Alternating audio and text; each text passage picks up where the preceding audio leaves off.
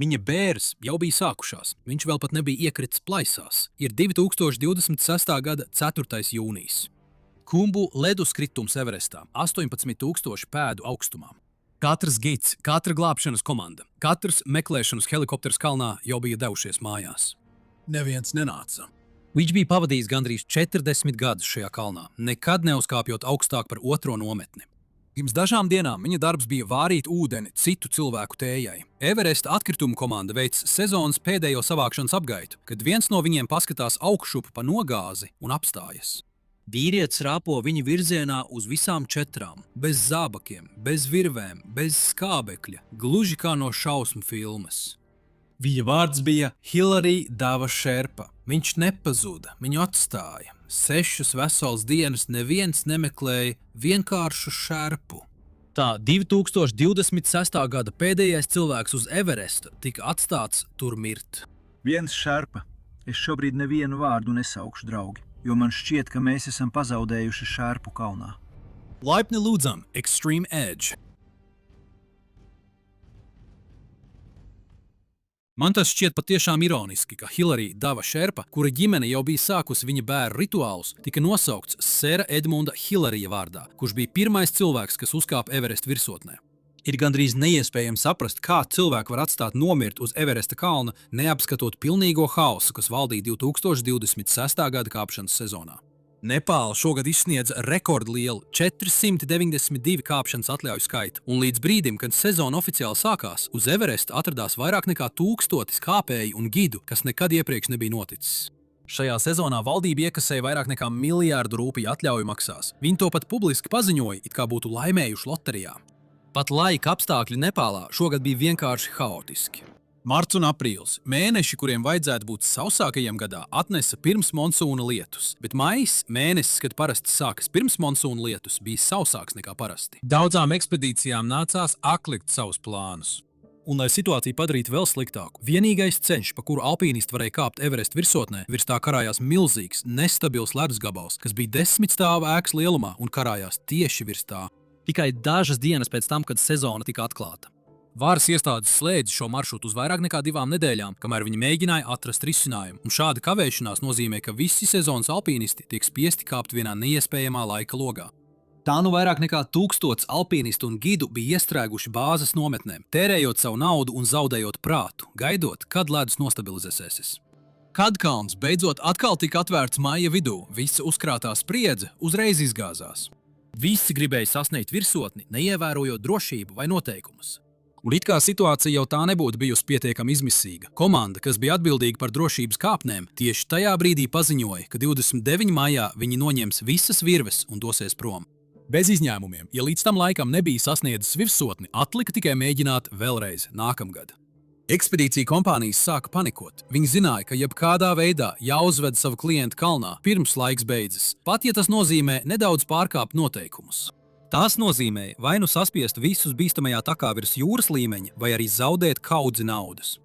Un tieši šajā situācijā nonāca vietējais nometnes pavārs ap 50 gadu vecumā vārdā Hilary Dava Sherpa. Viņa vecāki viņu nosauca par godu Seram Edmundam Hilaryjam, slavenajam alpīnistam, bet atšķirībā no Sera Hilaryja, Dava nebija maksājošs alpīnists. Viņš bija nesis kravas šajos kalnos kopš jaunības, kopš pusauģu gadiem. Viņa bija gandrīz 40 gadu pieredze vadot klientus uz mazākiem, 21 000 pēdu augstiem virsotnēm, bet viņš nekad iepriekš nebija vedis nevienu uz Everestu. Šai ekspedīcijai Dava tika īpaši nolīgts, lai vārītu ūdeni un nestu ekipējumu tikai līdz 2. nometnei, 21 000 pēdu augstumā. Viņa uzņēmuma apdrošināšanas polise attiecās tikai līdz šādam augstumam. Un šis ir pirmais haotiskās puzles gabaliņš, kurā Dava nonāks. Un te ir 2. gabaliņš. Organizācija, kurā strādāja Hilary Dava, bija Himalayan Traverse Adventure. Tā ir neliela Katmandu bāzēta kompānija ar lielu problēmu – naudu. $15,000. Precīzāk, 15,000. Tieši tik Nepāla 2026. gadā iekasēja no organizatoriem par ārzemju alpīnista kāpšanas atļauju. Himalayan Traverse vienkārši nebija pietiekami daudz maksājošu klientu, lai iegūtu savu Everesta atļauju. Tāpēc viņi nopirka pieeju kāpšanas atļaujai, kas piederēja 8K Expeditions, vienam no lielākajiem organizatoriem Nepālā. Šo vienošanos sauc par piggybacking, jeb citas kompānijas atļaujas izmantošanu, un mazie operatori to dara visu laiku. Tas ir likumīgi, taču tas arī nozīmē, ka, ja tur augšā kaut kas noiet greizi, neviena no kompānijām patiesībā nebija gatava jūs izglābt.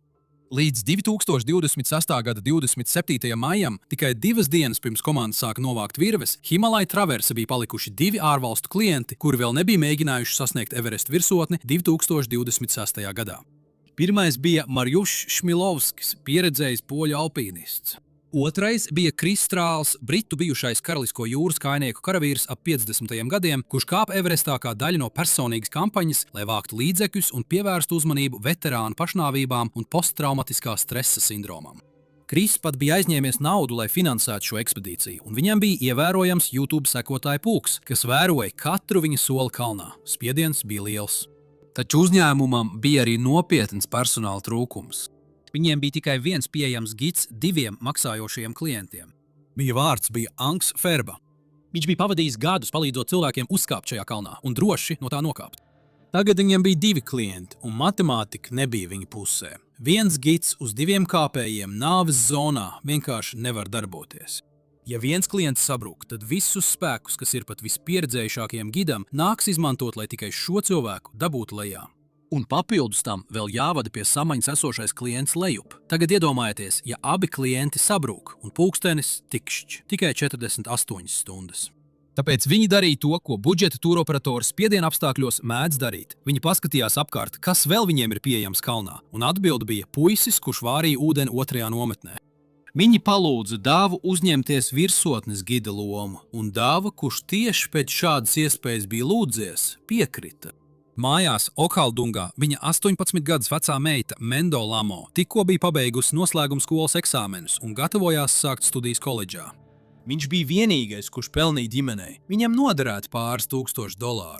Tā no 2026. gada 27. maijā pulksten 22:30 Kris, Marjušs, Angs un vīrs, kurš nekad savā karjerā nebija pildījis šo lomu Everestā, visi pameta 4. nometnes, lai dotos uz virsotni. 4. nometne atrodas dienvidu pārējā, aptuveni 26,000 pēdu augstumā. Šī ir oficiālā nāves zonas sākuma vieta. Šeit augšā ir tikai trešdaļa no skābekļa daudzuma, kāds ir jūras līmenī. Jūsu gremošanas sistēma pārstāja darboties, asinis kļūst biezākas, ķermenis burtiski sāk mirt un laiks sāk skaitīties no brīža, kad ierodaties. Standarta stratēģija Everest virsotnes sasniegšanai ir diezgan vienkārša. Jūs atstājat 4. nometni ap pusnakti un kāpjat tumsā, izmantojot galvas lukturus.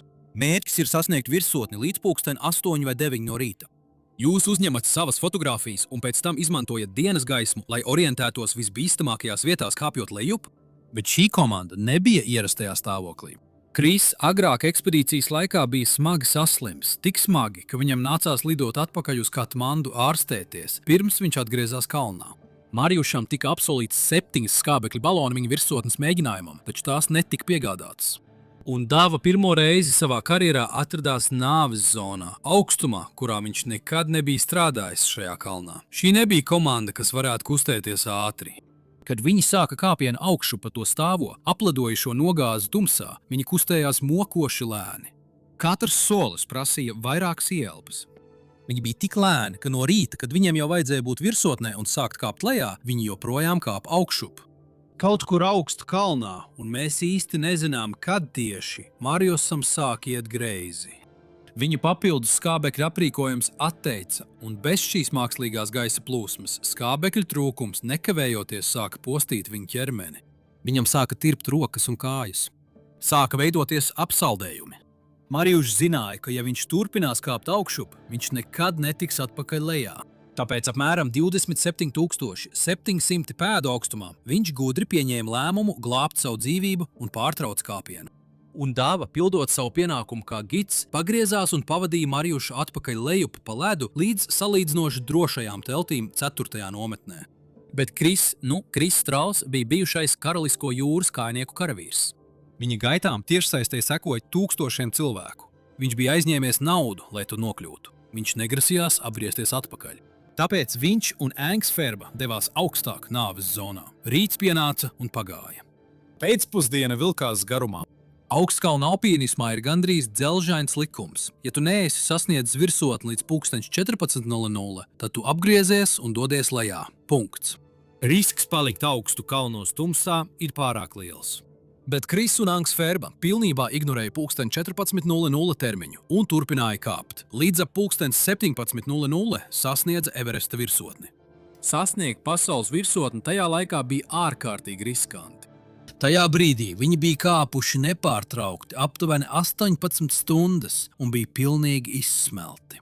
Un tomēr viņiem bija jāgriežas atpakaļ un jāšķērso stāvākā, nežēlīgākā reljefa daļa uz zemes, pilnīgi izsmeltiem, pilnīgā tumsā. Kaut kā par spīti visam viņi izdzīvoja nakti un droši nokļuva līdz 4. nometnei. Nākamajā rītā, 29. maijā, visi 4 alpīnisti pēc virsotnes sasniegšanas atradās 4. nometnē. Viņi bija dzīvi, izsmelti un gandrīz bez laika. Termiņš, līdz kuram bija jāatstāj šis kalns, bija tikai dažu stundu attālumā. Zem viņiem vienīgā izeja no kalna, jebkurā brīdī varēja tikt demontēta. Viņiem vajadzēja ātri virzīties lejup. Problēma bija tāda, ka abi klienti nebija nekādā stāvoklī to izdarīt. Marijušam bija apsaldējumi rokās un pēdās, un viņam pēc iespējas ātrāk vajadzēja nokļūt zemākā augstumā, lai saņemtu medicīnisko palīdzību. Un Kris tikko bija nokāpis pēc 18 stundu kāpienu uz virsotni cauri nāves zonai. Viņš bija pilnīgi izsmelts. Ja Marijušs gaidītu Krisa tempu, viņš varētu zaudēt pirkstus vai kāju pirkstus. Tāpēc grupa pieņēma vienīgo saprātīgo lēmumu. Marijušs tajā rītā agri pamestu nometni kopā ar Angu Ferbu. Kris, klients, kurš gandrīz nespēja spērt soli pēc soļa, tika sapārots ar nometnes pavāru bez apdrošināšanas, kurš savā dzīvē nekad nebija vedis nevienu lejup no kalna augšējās daļas. Kāda Angs Ferba un Marijušs pameta 4. nometnes teritoriju. Kris un Hilarijas Dava vēl joprojām centās sapakot savu ekipējumu un saņemt spēkus, lai pieceltos kājās. Kad viņi beidzot sāka savu nolaišanos, viņi bija pilnīgi vieni. Un es domāju, pilnīgi, absolūti vieni. Burtiski visi pārējie kāpēji, katrs gids, katra ekspedīcijas komanda jau bija pametuši Everestu. Nebija nevienas garāmejošas komandas, kam varētu uzsaukt, nebija neviena cita ekspedīcijas gida, kurš varētu palīdzēt, ja kaut kas noiet greizi. Tikai 2 vīri, kas lēnām kāpja lejā pa augstāko un nežēlīgāko nogāzi uz zemes. Ceļš lejup no 4. nometnes ved pāri gandrīz vertikālai ledājas sienai, ko sauc par Loces sienu. Tā stiepjas 1000 pēdu lejup uz zemākajām nometnēm, un pat labā dienā tā prasa visu, kas tev ir. Šī nebija laba diena. Redzamība bija pietiekami laba, lai redzētu priekšā esošo virvi, bet nedaudz tālāk. Augstums bija tāds, kas ielien tavā ekipējumā. Katrs solis šeit prasīja pilnīgu koncentrēšanos, un tieši koncentrēšanās bija tas, kā abiem vīriešiem jau ļoti trūka. Kādu brīdi viņi kustējās kopā, lēni, bet kopā. Tad maršruta posmā, ko sauc par dzelteno joslu, apmēram 25,000 pēdu augstumā, Hilārijas Dava apsēdās uz savu mugursomas, lai atpūstos. Kris saka, ka viņš apstājās un paskatījās atpakaļ. Hilārija, vai viss kārtībā, brāli? Viņš jautāja. Viņš teica, ka Dava paskatījās augšup un viņam atbildēja. Jā, viss kārtībā, Kris. Lūdzu, ej. Tad Kris pagriezās un turpināja doties lejup. Tā bija pēdējā reize, kad nākamās 6 dienas neviens vairs neredzēja Hilāriju Davu šerpu. Kad Kris kāpa lejup aptuveni 1000 pēdu zemāk, viņš sastapa savu ceļabiedru Marijušu, kurš bija briesmīgā stāvoklī. Viņa skābeklis bija pilnībā beidzies. Apsaldējumi uz viņa rokām tagad bija izplatījušies vēl tālāk un kļuvuši izteiktāki. Viņa šerpu gids Angs Ferba nebija nekur atrodams. Šādā tempā, šajā stadijā viņš viens pats lejā netiks, bet kad Kris pacēla skatienu, Hilarijs joprojām nebija pakustējies no vietas, kur viņš sēdēja. Viņam nebija ne jausmas, vai viņš patiešām ir kārtībā. Tagad ielieciet sevi Krisa vietā uz mirkli. Jūs esat 24,000 pēdu augstumā ar pusi skābekļa balona. Vīrietis, kur tikko atstājāt, sēžam sniegā virs jums, teica, lai turpinātu, un ka viņš būs jums tieši aiz muguras, kas ir kaut kas, ko gidi uz šī kalna saka visu laiku. Un tagad tieši jūs priekšā ir jūsu līdzgaitnieks, pilnīgi viens pats. Viņa norīkotais šerpa devies Dievs zina kur, un ķermenis sāk atteikt. Un vai es pieminēju, ka jums ir tikai puse skābekļa balona, lai pieņemtu lēmumu? Proti, tas nebija sarežģīts aprēķins. Kris izvēlējās palīdzēt Mārijusam, un kopā viņi sadalīja atlikušo skābekli starp sevi un kopā nokāpa līdz pamestai teltī 3. nometnē. Tas, kam vajadzēja būt 2 stundu posmam, aizņēma 11 stundas pilnīgi briesmīgos, baltās miglas apstākļos. Posms no 3. nometnes līdz 2. aizņēma 19 stundas. Viņi tikai 2026. gada 30. maijā spēja vilkties lejup līdz drošībai, un katru nolaišanās stundu Dava galvas lukturītes neparādījās aiz viņiem. Nereizi. Vai Kris pieņēma pareizo lēmumu? Godīgi sakot, tas nav jautājums, ko kādam vajadzētu uzdot, jo neviens to nezina. To, ko mēs zinām pavisam droši, ir tas, ka 30. maijā Kris no otrās nometnes pa radio sazinājās ar bāzes nometni un paziņoja, ka Dava ir pazudis. Viņš viņiem teica, ka pēdējo reizi viņu redzējis iepriekšējā dienā uz dzeltenās joslas un ka viņš nav nokāpis lejā. Un tālāk vajadzēja sekot tūlītējai mobilizācijai. Būtu vajadzējis pacelties glābšanas helikopteriem uz 2. vai 3. nometni, milzīgas naudas atlīdzības jebkuram šerpam, kurš vēl atradās kalnā, lai viņi dotos atpakaļ augšu pa virvēm un izglābtu viņu. Kaut vismaz vispārēja vēlme kaut ko darīt, vēlme palīdzēt, jebkas. Tā vietā Himalayan Traverse Adventures nedarīja pilnīgi neko. Viņi neizveidoja neviena meklēšanas grupu. Viņi pat neatsūtīja nevienu cilvēku uz kalna. Hilary Dava vienkārši tika atstāts nomirt. Un tā kā uzņēmums viņa norakstīja, kalna mašinērija turpināja griezties. Specializētā šerpu komanda zem viņiem turpināja izvilkt drošības kāpnes un virves no ledus, jo viņi uzskatīja, ka visi, kas vēl bija dzīvi, jau ir nokāpuši no kalna. Atpakaļ Katmandu Kris Strauss pat tikās ar Davas sievu un paziņoja viņai ziņas, ka viņš ir gājis bojā kalnā. Viņa ģimene sāka vairāku dienu budistu bēru rituālus viņa dvēselē. Kris un Marjušs ievietoja emocionālus piemiņas vārdus tiešsaistē, sērojot par vīru, par kuru viņi ticēja, ka viņš atdeva savu dzīvību viņu labā. Visi domāja, ka viņš ir miris, bet augstu kalnā ar neko citu kā dažām šokolādes tāfelītēm un dažiem ledus gabaliņiem, ko sakošļāt, Hilary Dava šerpa joprojām bija dzīves. Jo lūk, kas notika, kad Kris pirms dažām dienām pazuda lejā pa virvēm. Hilary sēdēja stundām ilgi. Viņam trūka skābekļa, viņš bija izsmelts un pilnīgi noguris. Pēc visas medicīniskās loģikas viņam vajadzēja aizvērt acis un vairs nekad tās neatvērt. Bet kaut kā, kad 30. māja rītā uzausa saule, tieši tajā dienā, kad viņa ekspedīcijas uzņēmums bāzes nometnē viņu jau norakstīja kā bojāgājušu, Hilārijas Dava piecēlās kājās. Un tas, ko viņš izdarīja pēc tam, ir viens no lielākajiem neizskaidrotajiem izturības varoņdarbiem mūsdienu Everest vēsturē. Kaut kā šis 52 gadus vecais šerpa piecēlās kājās un spēra vienu soli uz priekšu, tad vēl vienu, dodoties lejup. Tas, kas viņam bija, nebija gribas spēks motivācijas izpratnē. Tās bija 40 gadu pieredze Himalaju kalnos un precīza izpratne par to, kur viņš atrodas. Loces siena stiepjas tūkstošiem pēdu zem dzeltenās joslas. Pilnā spēkā ar skābekli komandas to šķērso pāris stundu laikā. Hilarijs Dava to šķērsoja viens pats, bez neviena elpas vilciena no skābekļa balona, satverot katru nostiprināto virvi un sekojot tai lejup pa vienai sekcijai vienlaikus. Pirmās 2 dienas viņš neēda. No guris ķermenis bez skābekļa ievērojami palēnina gremošanas sistēmu, tāpēc pat ja viņam priekšā būtu bijusi ēdiena porcija, viņa ķermenis to nespētu pārstrādāt. Ko viņš varēja darīt, bija dzert, jo dehidratācija augstumā notiek ātrāk nekā izsaukums. Katrs izelpotais elpas vilciens izvada mitrumu no tava ķermeņa, un šeit augšā tu elpo smagāk nekā gandrīz jebkur citur uz zemes. Dava nolauza ledus gabalus no kalna un ielika tos mutē. Tas viņam ļoti sāpināja zobus. Viņš košļāja, neskatoties uz sāpēm, jo alternatīva bija nomirt no slāpēm, pirms augstums viņu piebeigtu. Kādā brīdī viņš iebāza roku kabatā un sataustīja kaut ko, kas izrādījās daži šokolādes gabaliņi. Viņš turēja leduskausējumu mutē, lēnām to izsūca un ēda. Tas bija viņa degviela, līdz viņš sasniedza pamestās 3. nometnes teltis un pārmeklēja tās viena pēc otras. Tā kā lielākā daļa ekspedīcija atstāja pārtiku, viņš apēda to, ko atrada un turpināja ceļu. Godīgi sakot, šajā brīdī es sāku sev jautāt, vai šis cilvēks ir radīts citādāk nekā mēs pārējie. Jo augstkalna medicīna uzsver, ka bez papildu skābekļa cilvēka smadzenes sāk atteikt jau dažu stundu laikā. Racionālā domāšana pazūd pirmā, jo ķermenis novirza visus atlikušos resursus, lai uzturētu siltu kodolu un sirdsdarbību, bet visu pārējo atstāja novārtā. Dava bija citāds. Viņš visu šo laiku precīzi zināja, kur atrodas. Viņš nebija apmaldījies, un viņš bija dzīvs. Taču viņam vēl bija tāls ceļš lejup. Pēc 3. nometnes Dava vilka sevi pāri vairāku jūdžu garam tukšam ledājam, ejot garām pilnīgi pamestajām 2. nometnes teltīm. 21,000 pēdu augstumā, kur viņam sākotnēji bija jābūt, un tālāk lejup garām 1. nometnei 20,000 pēdu augstumā. Līdz viņš sasniedza pēdējo, visbaisāko šķērsli kalnā. Lai nokļūtu drošībā, Davajam bija jāpārvar Kumbu leduskritums. Šis leduskritums bija pēdējais šķērslis starp viņu un Everesta bāzes nometni – 17,600 pēdu augstumā. Ja viņš to šķērsos, viņš atgriezīsies civilizācijā pie ārstiem, helikopteriem un lidojuma mājup pie sievas un meitas. Nav cita ceļa nost no šī kalna.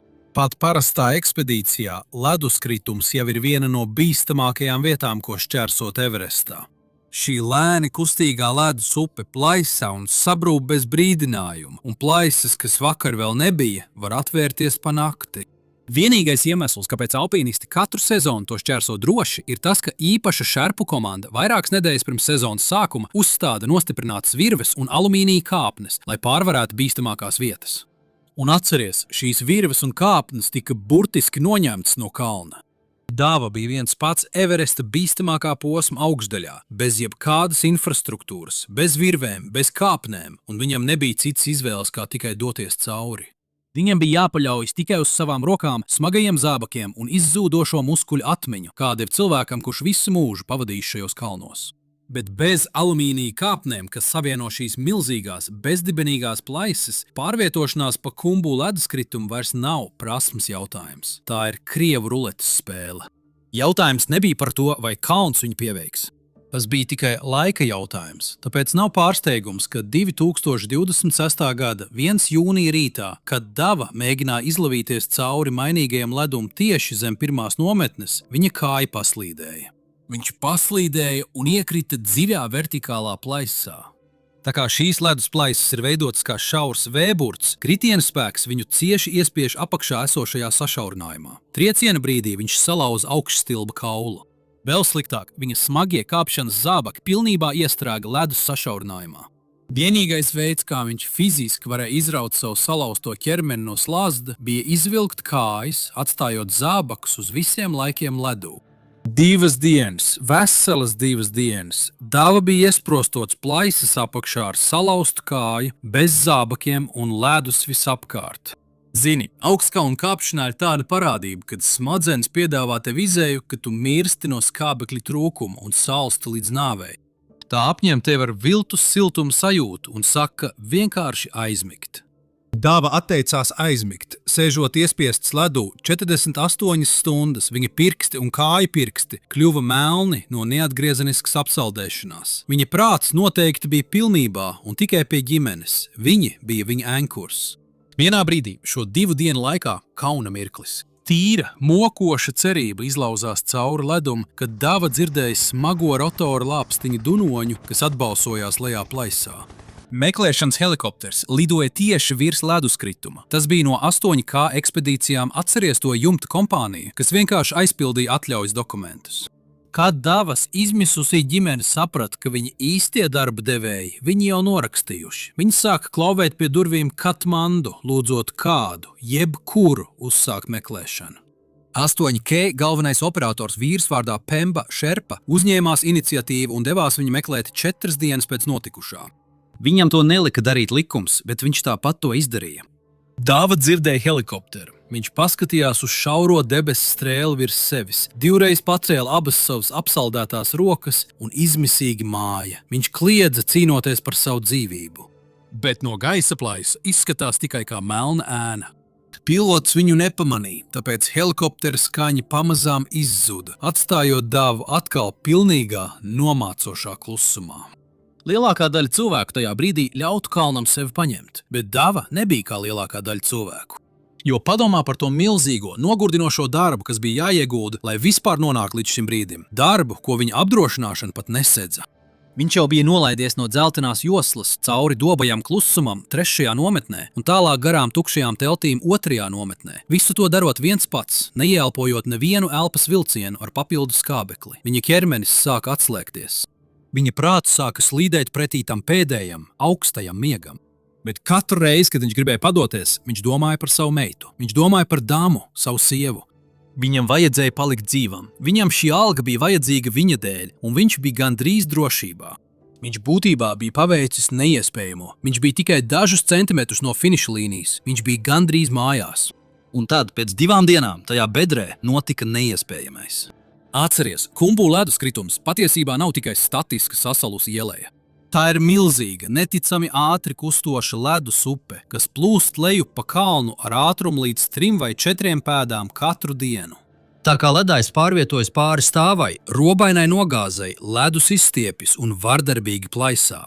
Kad Dava sēdēja savas plaisas apakšā, gaidot beigas, viens no milzīgajiem ledus torņiem tieši virs viņa beidzot sabruka un lūza zem sava svara. Tas izraisīja vardarbīgu lokālu lavīnu un tūkstošiem tonu sniega nogāzās lejup pa nogāzi un ieplūda tieši plaisas atvērumā, kurā Dava bija iesprostots. Jebkurā citā situācijā ledus nogrūma lavīna ir tieši tas, kā alpīnisti tiek aprakti dzīvi. Hilarijam Davam tas bija glābiņš, jo šī lavīna daļēji aizpildīja plaisu. Un, kad sniegs nosēdās, tas pilnībā izmainīja viņa cietuma ģeogrāfiju. Tā vietā, lai būtu bezdibens, viņam bija pietiekami daudz sniega, ko izmantot kā rampu, lai izkļūtu uz virsmas. Tāpēc, izmantojot jebkādas niecīgās spēkrezerves, kas viņam vēl bija palikušas ķermeņa augšdaļā, un ignorējot salauztās kājas neciešamās sāpes, Hilarijs Dava vilka sevi augšu pa tiem lavīnas sanesumiem, un pēc 2 dienām tumsā viņš izvilka sevi ārā no kapa. Kad viņš beidzot izvilka savu ķermeni atpakaļ virspusē, fiziskās sekas tam, ko viņš paveica, godīgi sakot, gandrīz viņu turpat arī iznīcināja. Viņa zābaki bija pazuduši, pirksti un kāju pirksti bija melni, kāja bija salauzta, viņš pat nevarēja piecelties, un vairs nebija palikušas nekādas virves, kas varētu viņam palīdzēt. Tāpēc viņš palika guļam uz zemes, iegrūda savas apsaldētās rokas sniegā un sāka vilkt sevi uz priekšu. Kollu pa mokošu kollu. Viņš rāpoja cauri kumbu, ledus krituma labirintam, pāri robainiem ledāja atlūzām un saltam sniegam, velkot līdzi nederīgu, salauztu kāju un ķermeni, kuram jau sen vajadzēja būt padevušamies. Viņš rāpoja visu nakti. Viņš rāpoja līdz 4. jūnija rītam un tika līdz Crampon punktam, kas atrodas apmēram 17,500 pēdu augstumā, tieši virs bāzes nometnes. Un tieši tur Sagarmatas piesārņojuma kontroles komiteja, atkritumu savākšanas komanda, kuras uzdevums bija savākt atkritumus, ko atstāja miljardu rūpiju vērtā 2026. gada Everesta kāpšanas ekspedīcija, pārtrauca savu darbu, paskatījās augšu pa apladojušo nogāzi un ieraudzīja vīru, kuru visi jau 6 dienas uzskatīja par mirušu, rāpojot viņa virzienā. Īsa atkāpe. Katru mēnesi ir kāds stāsts, kas nekad nenonāk YouTube. Tas ir pieejams, ja vēlies. Patreon saite zemāk. Tagad, kur mēs palikām? Atkritumu savācēji nometa savus maisus, pārskrēja pāri ledum un sasniedza viņu. Viņam bija apsaldējumi, nebija zābaku, viņš gandrīz nerunāja, bet bija pie samaņas. Viņi ietina viņu visā siltajā apģērbā, kas viņiem bija, deva viņam karstu ūdeni un nekavējoties sazinājās par āciju ar bāzes nometni. Dažu stundu laikā Dava tika evakuēts ar helikopteru no kalna un nogādāts tieši slimnīcā Katmandu, kur viņš joprojām saņem medicīnisko palīdzību. Skaties, būtu viegli uz šo stāstu paskatīties un nosaukt to par brīnumu, un godīgi sakot, zināmā mērā tas tieši tāds arī bija. Vīrietis iekrita plaisā, salauza augšstilba kaulu, izdzīvoja 2 dienas tumsā, ēdot cepumus un ledu, tika atbrīvots ar lavīnas palīdzību, kur viņš nebija lūdzis, un izlīda no kumbu leduskrituma ar salauztu kāju bez zābakiem. Bet vai tam vajadzēja tā būt? Tajā brīdī, kad Dava pēdējo reizi tika redzēts pie dzeltenās joslas, viņa uzņēmumam bija tikai viens uzdevums – sūtīt cilvēkus augšā pēc palīdzības. Jo pajautā sev vienu lietu. Ja tas būtu bijis 35 gadus vecs maksājošs britu sieviete vai 40 gadus vecs amerikāņu vīrietis, teiksim, maksājošs klients vai komanda, kuras GPS izsekotājam tiešsaistē seko tūkstošiem cilvēku, būtu pazudusi, cik ilgs laiks būtu pagājis, līdz helikopteri paceltos gaisā? Cik ilgs laiks būtu pagājis, līdz sāktu zvanīt telefoni? Cik ilgs laiks būtu pagājis, līdz valdības iestādes sāktu zvanīt un pieprasīt informāciju? Hilarijam Dava Šerpam pagājis 6 dienas, līdz tika uzsākta kaut viena meklēšana. 6 dienas. Un pat tad tie bija 8K ekspedīcijas, kas reaģēja uz izmisušās ģimenes lūgumu, nevis uzņēmums, kurā viņš strādāja. Viņa brāļdēls Karma Geļa Šerpa to pateica tieši. Ja viņš būtu bijis ārzemju alpīnists, glābšana noteikti tiktu organizēta daudz ātrāk. Bet viņš gadījās būt vecs nepālietis. Vai viņam nav taisnība? Dava šobrīd atrodas slimnīcas gultā Katmandu, atveseļojas no apsaldējumiem, kas visticamāk viņam liks zaudēt roku un kāju pirkstus. Viņa meita varēja viņam personīgi pateikt, ka tomēr sāk studēt universitātē. Uzņēmums, kas viņu norakstīja, joprojām pieņem klientus nākamajai sezonai. Himalaju traverse tajā rītā nolēma, ka Dava jau ir miris. Šis lēmums ir vienīgais iemesls, kāpēc neviens pie viņa neatgriezās. Ekspedīcija rīkotāji uz K2 katru sezonu pieņem tādu pašu lēmumu. Izņemot tur augšā, kāpēji, kurus viņi atstāja aiz muguras, nav pazuduši. Viņi ir dzīvi, redzami visiem, un tomēr viņu dēļ neviens nav gatavs riskēt. Tā viens krītošs ledus gabals pārvērta tieši šo aprēķinu par nāvējošāko dienu K2 vēsturē. Lai saprastu, kāpēc arī pēc viņiem neviens neatgriezās, jums jāredz, kas notika tālāk.